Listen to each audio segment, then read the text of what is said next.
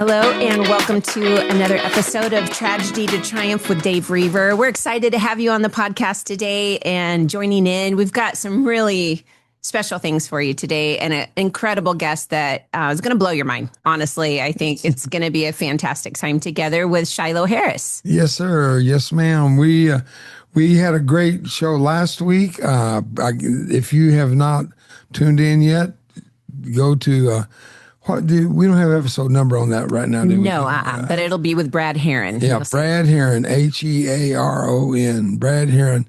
He told the most amazing story. You're going to love it. And if you're smart, you'll get your family together for what you're about to hear. You'll hear from an American hero. The man you're about to meet, I've known for years. We worked together as speakers and guests for American Airlines, who hosted Air Power Foundation. And this gentleman and I have been friends for quite a while. But I'm not going to tell his story. I'm going to let him tell it. I know how it is whenever I go somewhere and someone introduces me, they tell my story. I just want to pull my ear off, hand it to him, say, hey, you go on the road for me. You do a better job than I do. But I want Shiloh to tell his story. And I'm introducing you to an all-American hero, Shiloh Harris. Shiloh, God bless you, my man. Thanks for taking the time to be on this program.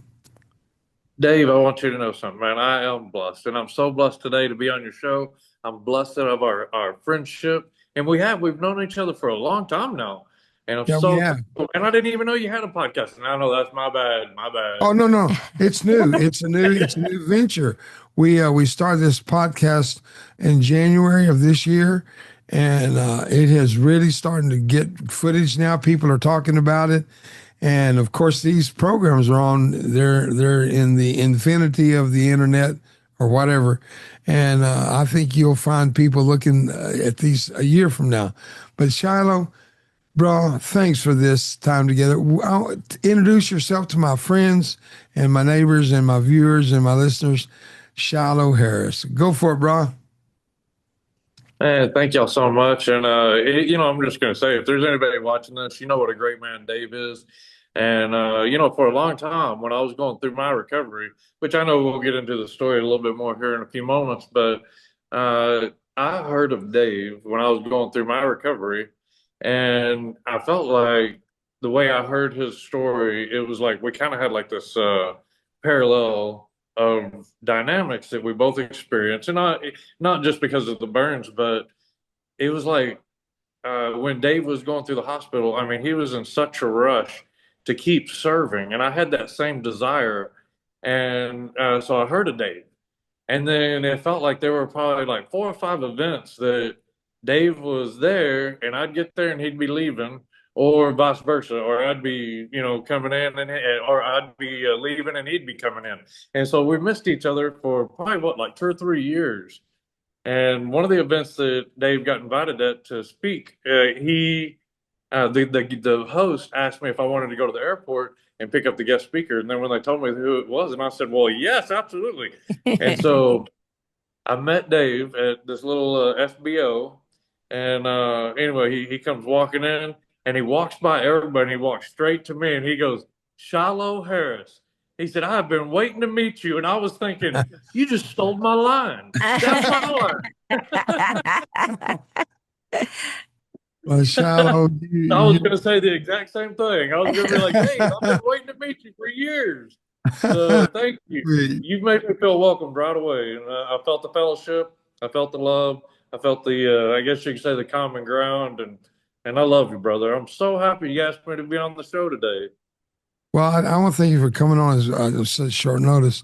But I wanted to focus on burn survivors and people of great strength that I've seen in guys like our last show with Brad Heron and you, Shiloh Harris. And we even have some pictures of you in your military battle rattle and everything, and we'll show some of those as we go. But tell us your story. First of all, start out with your what military unit you were in and that kind of thing for those that might want to identify with that. Yes, sir. A great place to start is right at the beginning. I joined after 9/11, 2001. I knew what I was getting into, of course, because it was at a time of war. We were at least looking at going to war at that time, because this was like, obviously that happened in September. And speaking of that, here we come up on our 25th memorial, right? Isn't that what you Yeah. told me? Right. Yeah. It's coming up. Yeah. And so, 25 years. It's hard to imagine. But yeah, I joined the military because of that. And I was in basic training March of 2002. Mm. And I knew where I was going. I joined a combat MOS. And I joined the United States Cavalry and the Army, of course. And then my first duty station was Schweinfurt, Germany. And it was great. I love Germany. It's so beautiful. And it's my first time really out of Texas. Definitely my first time out of country. So I heard a lot of guys say that. And then, ironically, a lot of the guys that I served with or, went through basic training with, we all ended up in Germany around the same time. And anyway, it was their first duty station as well. A lot of young guys. And I don't know, it just made for a great experience. And then, of course, my deployment. I deployed with the Big Red One. That was before they did all the reflagging. I mean, so much has changed with the military over. I mean, you think about this. I mean, 20 years. It's hard to think that. Yeah. Wait till you're coming up on 80 years old, then talk to me about it. Oh, see, that's what I'm saying, man. I'm like, hey, oh, when I was talking about that parallel path, that parallel Yeah. journey. You were in such a rush to get out there and serve the community, and I felt the same way. I mean, hell, I walked out of the hospital with bandages everywhere and oozing. It Yeah. was horrible. And then, but I just felt like, I had a purpose. God saved me for a reason, I mean, and He gave me a good voice, and so I was anxious to use it, and I'm just, it's like I said when we started this, I said I'm blessed, and I am so blessed, brother. Well, I'm just talk to me about blessed better than I deserve. talk to me about your alive day. Yeah, so February 19th, 2001, 2007, excuse me. Uh, we were in Iraq, south of Baghdad, around Yusufia, Mahmadiyah. A lot of people, know it as the Sunni Triangle. Right. And anyway, it was obviously, pretty volatile. That particular area that we were working in, all the roads were named after heavy metal bands, like Route Metallica, Route Megadeth, and then I met the guy that he actually works at Grunt Style, the t-shirt company or the graphics company. And anyway, but I told him that story about Route Metallica and all that stuff, and he said, I named every one of those roads. Oh my goodness. Yeah, and it was rightfully so. I mean, there were Oh, IEDs everywhere. I mean, that was one of our biggest challenges. The whole deployment was IEDs. I mean, it's like yeah. dodging all these road mines everywhere. And then, of course, as we learned how to find them, they learned how to hide them better. And we just had to Yeah. constantly adapt, constantly stay vigilant, and keep our surroundings tight, keep our teams tight. And we had some success stories, but unfortunately, on February 19th, 2007, as I said, or wait, did I say 2007? Get my numbers right here. I had to shift gears. But yeah, I was in my 30s. Yeah, I joined. I was a late bloomer when I joined. I was 27 when I joined. And so on that deployment, February 19th, we were driving down the road. My Humvee hit an IED, and it was estimated to be about 700 pounds of explosives buried in the road. Needless Wow. to say, it shredded my Humvee. Blew three of the four Humvee doors off and blew the entire top of the truck off. Killed three of my friends. Oh man. And, honestly, I have to say that's the worst part of all of this, And Yeah. anyway, but yeah, so I lost three friends. And anyway, that was really where it began. But it was also an ending too. It was an ending to a chapter of my life that I didn't even know was ending. Because after being evacuated off the battlefield, I ended up in the hospital, of course, there at the Green Zone in Baghdad, and they were preparing me for my flight home.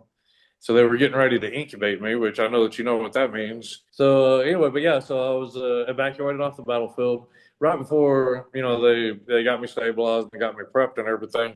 I remember asking, through all of that, where's my friends? Where's my soldiers? Because obviously the blast was significant. I mean, it just, blew, Oh, fingers off, my ears, my nose, and that sort of thing.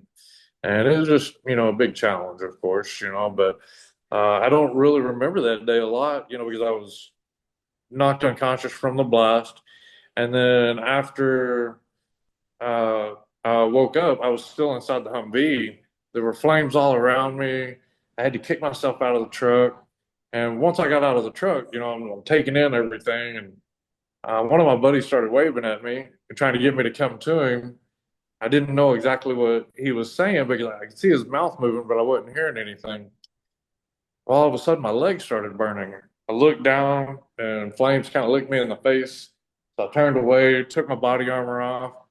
My body armor was on fire and the material was melting and running down my leg. oh Well, God. I could feel that, of course, and it was burning. So I took the body armor off, and now I'm completely exposed. Well, once I got that fire taken care of, and on top of that, it was actually, probably a divine moment that, I put that fire out when I did because it was my ammo pouches that were on fire. I Oh, had 200 plus bullets that were going to start cooking off any minute, right? Well, get that taken care of, turned to see what my buddy wanted. And he wasn't even there. He'd actually ran out there to grab me. And when I turned to see him, he actually grabbed me and just started running with me. And he was shielding me with his body. Well, I didn't understand all that yet, but when our bodies made contact, my ears popped like the altitude kind of thing. right. And I could hear this pop and a zing, pop and a zing. Bullets were flying all around me, and I didn't know it before he had tackled me pretty much. Yeah. And anyway, so he was shielding me with his body. Well, all of those ammo cans and all the ammunition and weapons and stuff that we had in the Humvee were cooking off. That's why he was trying to get me to come to him and get me away from the Humvee. Oh, When I took my body armor off, he knew that he had to come get me. yeah. Anyway, so he gets me over there and we start CLS or combat life service procedures, and I can hear the helicopter coming in. I mean, everything happened like, God was in it for sure every day, all day. I would not be alive if it hadn't have been for everybody's quick actions on the ground, that helicopter being there as close as it was, and then me getting to the green zone so quickly. They got me stabilized. The last thing I remember, as I was mentioning a minute ago, was I was asking anybody, doctors, nurses, the helicopter crew, where are my soldiers? My driver, he was the other survivor, thank goodness. He was a bit ambulatory, severely injured still. Yet, he and I are talking on the helicopter. He didn't know where anybody was, and I kept asking, where are our buddies? Where's our friends? And nobody knew. Nobody would tell me. Whatever the case. And then all of a sudden, this doctor that was standing above me, and I'm lying down, and he's standing up here, and it's like I look up, and he looks down at me, and I'll never forget his eyes. It was like these blue eyes, just like looking right at me, and he's like, "You'll find out where your friends are in a couple of months." I had no idea what that meant. But in that Yeah. moment, I was incubated. And then, yeah, a couple of months later, I woke up and began the next chapter of my life, Yeah. which you are all too Wow. familiar with, Dave. Shiloh, what a story. My goodness, boy. If God didn't have a plan for your life, it would have ended right there. I know it, man. I'm telling you, 700-pound bomb. I mean, honestly, how No did any kidding. of us survive? I mean, Yeah. and it went off right behind the driver's seat. I was in the front passenger, I was the truck commander, and you can put your hand over the hole. Yeah, and you know what? I think I sent you some pictures. If you don't have, if they didn't get them all, I mean, they can look on my website too. I've got photos of it up there, but We'll, I'm not. we'll, I we'll get might. those in and post edit for sure. Man. Well, Anyway, but yeah, Shiloh, now you're, how long were you in the hospital? First of all, what hospital were you in? Brook? I don't really think I was I was at Brooke Army Medical Center in San Antonio. Yeah, And that's where I was. I think I was there inpatient for about 3 months. All I right. think, and I say that loosely for the simple fact that, I mean, it's like you're so heavily medicated, going Oh through all yeah. these surgeries and Yeah. stuff. I mean, that first year is literally a daze. I mean, you're just putting one foot in front of the other. You don't even know what day it is. Absolutely. I was there at Brook for a year and 2 months, and before I got out, and I got out in September in 2000 and 1970, and they show my videos still to this day in that hospital to burn survivors. And I guess that's probably where maybe you heard my name. I don't know, but I can tell you this: I hear of you everywhere I go. And what kind of work you do today, Shiloh? So I am a motivational speaker and Yeah, I am an author. I have a book called Still Will, and it came out a while ago, back in 2014, I think 2015. yeah, And it was a great tool. Super happy about the book. I had a fantastic writer, Robin. She did such a fantastic job. And it's funny because a lot of people ask me, it's like, well, how much of this book did you write? And I'm thinking, well, I have a writer. But that when I was reading back through the book, when I was doing all the edits and all this stuff, and yeah, helping yeah. get that going, you know how that is. I was thinking, I was like, I've actually written a lot of this. All they did was help organize it. Sure. Steel uh, will. And how would they go about getting a copy of that? they can probably go on Amazon. They probably have them on Amazon. There's a lot of used copies out there now because it's been out for so long. If anybody'd like to order a signed copy from me, I'll be sure and personalize it. You can find me on social media and, of course, through the website. I have a contact page on the website. But yeah, social media, really easy to find me. Shilo, Shilo. And my last name is Harris, Harris. But yeah, and ironically, you were saying that you just released your podcast earlier this year. I am going to be releasing my podcast in November in honor of Veterans Day. Oh, So fantastic. yeah, I'm pretty excited. We recorded some episodes a few months ago just to see how I did and felt real good about it. We had some fantastic guests, Yeah. and anyway, but yeah, we're getting ready to release the podcast. So super Well, happy. when it's up, and give me a call and we'll advertise it, push it for you. I certainly will, man. I appreciate that. But yeah, we're going to do a special release here in a few days. When Well, I was going back through, we had a couple of guests that had some events coming up. And so decided, I was like, well, we really got to go ahead and get these out. And anyway, so I've been working closely with our graphics designer and social media people, and I getting this thing launched. And our producer, he did a really great job too. But yeah, he's right there in Dallas Fort Worth, North Richland Hills, where we did our studio, where we have our studio. But yeah. yeah, good stuff, man. Just really good stuff. So I'm happy for your success, and yeah, I'm happy that I get to share with my brother. The very similar journeys, just different generations. Man, I'm so happy that I get to share with this launch with you. Well, thank you, Shallow. I want to thank you for taking the time to be with me today and tell your story. And we'll continue to push this website and address so that people can make contact with you. And for the years that may be ahead, these programs will still be floating around in the ether world, whoever it's called, The internet. better known as the internet. The internet. People are going to hear more and more about Shiloh Harris. God bless you, buddy, and thanks for being on my program today with me. I love you. Hey, I love you too, Dave. And you keep making a difference out there, brother. You inspire me in so many ways. And I'll tell you, that inspiration has led me to, I mean, literally watching your path and knowing your story, Dave. It is what inspired me to do the things that I do. And one of these days, I'm hoping to launch a ministry of my own. Although I work in ministry often, I don't necessarily have my own ministry. But that is something that I'm working on. I feel like one of these days I might want to tackle that.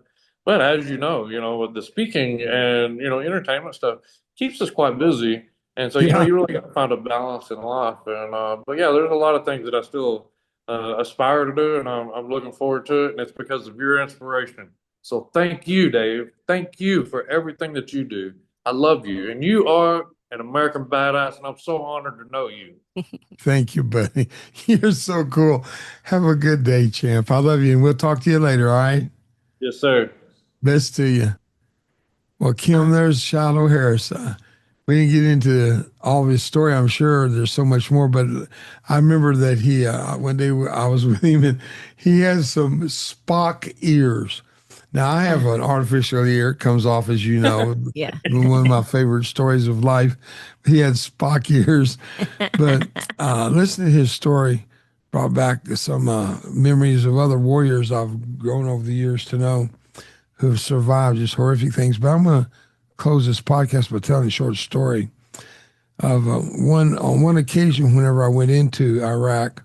I was brought in by Department of Defense, better known as DOW now, but DOD then. And I'd flown over on called a rotator out of Boston, and it was all military and no first class seats. I mean, everybody's crying. Hundreds and hundreds and hundreds of warriors on that plane. And we landed at PSAB, it's called Prince Sultan Air Base in Saudi Arabia. And I did a program or two there. I think I did maybe 3 programs. And then went on into Iraq from there.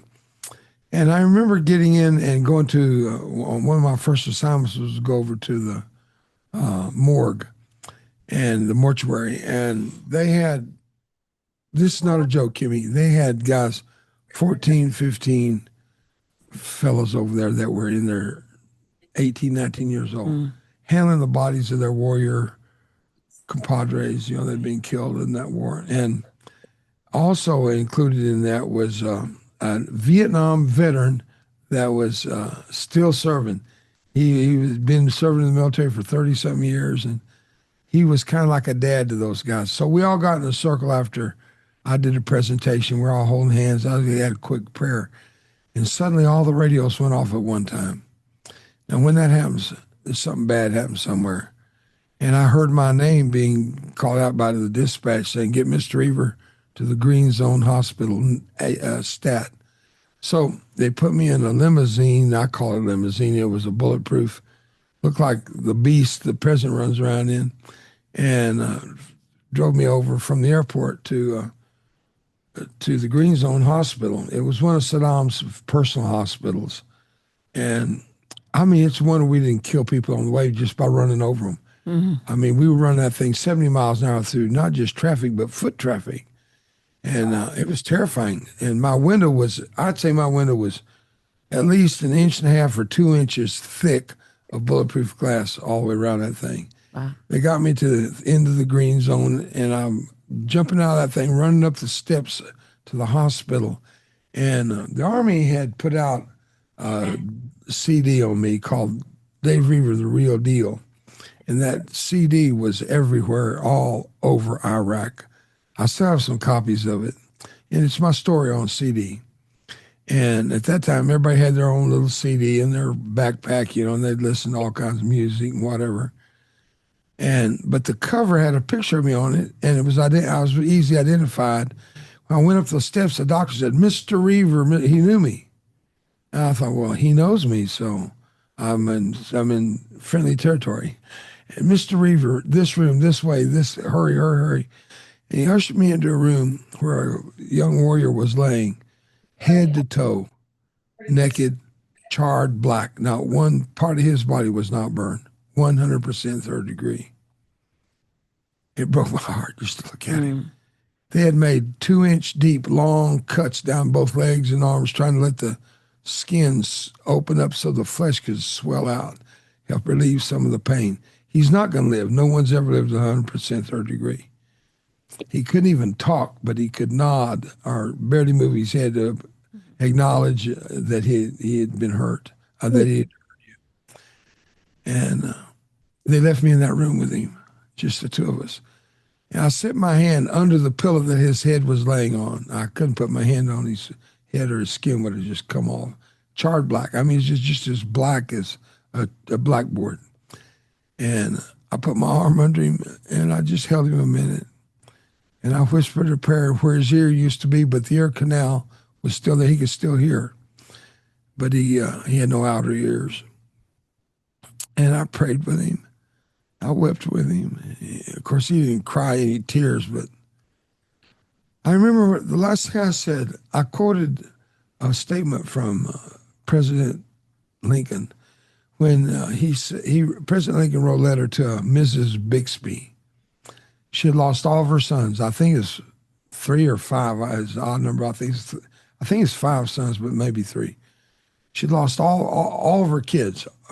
There's all her family. Lost all of her boys in the war fighting for the Union. And he wrote a letter to her, and this is the quote: the solemn pride that must be yours to have laid so costly a sacrifice upon the altar of freedom. I'll never, ever, ever forget that as long as I live, Kim. That statement is engraved into a cornerstone. I think it's in Corregidor, where thousands upon tens of thousands of names are chiseled into granite of the names of sailors and Marines killed in World War II. I think it may also be, or maybe I'm remembering it from both of them, or one or the other, there at Pearl Harbor. Yeah, at Punch Bowl. Punch Bowl. There, You were there with me. Yeah, we did a podcast or a segment there years ago. You know what? We'll pull that up. We'll show that on one of these programs. But as I was holding this young man, the end of this story is just phenomenal. Wait till you hear it.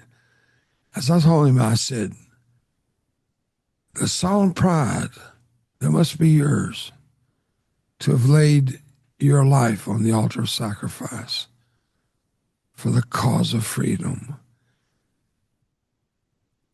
As the last words he heard, his body shuddered, a death rattle, I call it, and he went to be from my arms to the arms of God that day, Kimmy. I walked out realizing that old cliche that is so easily uttered and so least understood. Freedom is not free. It gets real personal when someone dies in your arms. It's real personal. Years later, I'm talking about maybe 15 years later, 10 years at least, I'm in Indianapolis speaking for a big celebration of our military men and women that served. And I told that story. And I even spoke the guy's name. I'm not going to do that on this program. I spoke his name. And I heard a wail back in the audience. And I looked back, and this mother was all bent over, and her husband was holding her. It was their son that died in my arms. And I shut the program down to comfort her. I went back and I said, I'm so sorry. I hope I haven't peeled a scab back of some sore that can never heal. She looked at me, she said, oh no, thank you, sir. Nobody ever told us how he died, when he died, how he died, and what was his last words. I said, well, ma'am, he couldn't speak, but let me assure you, he did go from my arms to the arms of God. And I can tell you, Kim, being the right man at the right time, the right place, whether it's being an inspiration as little and small as it may have been to anyone like Shilo, maybe. He just knew of me. It's not me. I'm just a mutilated mound of monkey meat, you know. There's nothing beautiful about me, Kimmy. But to be the right person at the right time. And that's what this podcast is for. Because somebody's listening right now. Somebody is being affected. And I hope to God that we're not wasting airtime or somebody's listening time as they're driving across some metroplex or out across some desert interstate through New Mexico headed toward California. Big old 18-wheelers, tires whining in the night. I wonder, as they're shifting gears, are they willing to change not only gears, but change their life? I've always had this image that somewhere someone is going to be changed through the sacrifice of those who've given so much. Kimmy, what are your thoughts, darling?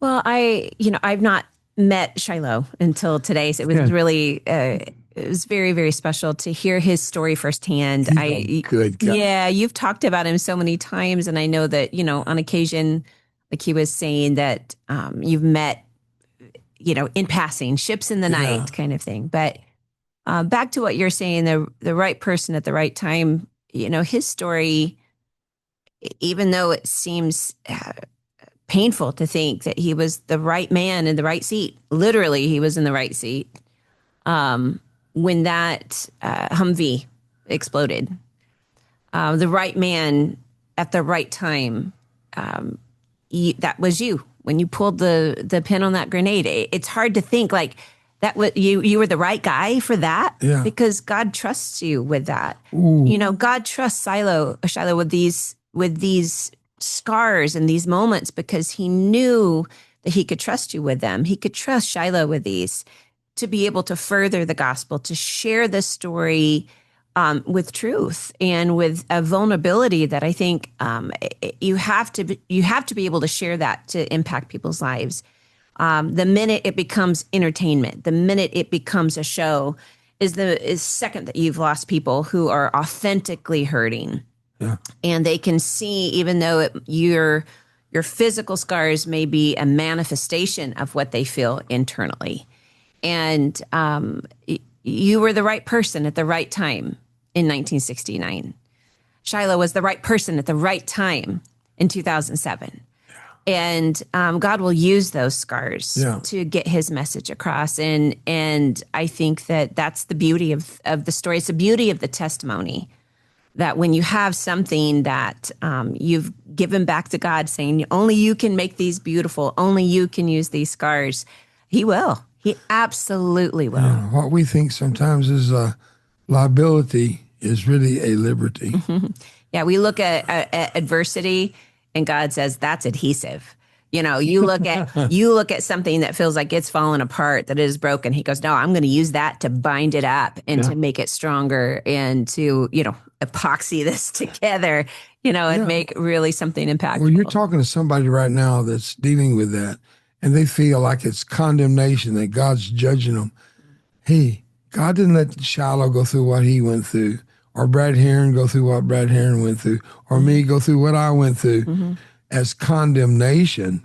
It's confirmation, as you just said. He could trust us with it. Well, Kimmy, you're a wonderful partner on this program. Partner in crime. Thank you, sweetheart. This is my daughter, Kim, for you that are wondering who I'm talking to across this table. But we don't do these podcasts because we feel like we are something special. We feel like God is something special. We just want to be a conduit of His love. We want to be the glove that His hand is in, that reaches out and strokes the broken face and wipes the tears of someone hurting today. Well, Kimmy, how can they get hold of us? So, first of all, thanks for joining us on this podcast. Again, I think that there are things to be said, and I'm grateful that Shiloh was with us today. But you can go to our website, daveroever.org. You can reach out to us through there, through our contact page, or through info@daveroever.org if you want to send an email. But we'd love to hear from you. We love feedback. But if you want to like and subscribe to this podcast, share it with your friends and family on social media. However you listen to it, share it, because that's the whole point, is you can be the right person at the right time to share this with somebody who is hurting. And maybe that's where you are right now, and that God will use you to further His message, which is scars are beautiful. And He has scars on His hand even right now, as, I think He's proud of those too, that, scars tell a story. So that's it. By His stripes we are healed. Thanks for watching. I'm Dave Roever. And I'm Kim Chapin. See you next podcast. Bye-bye.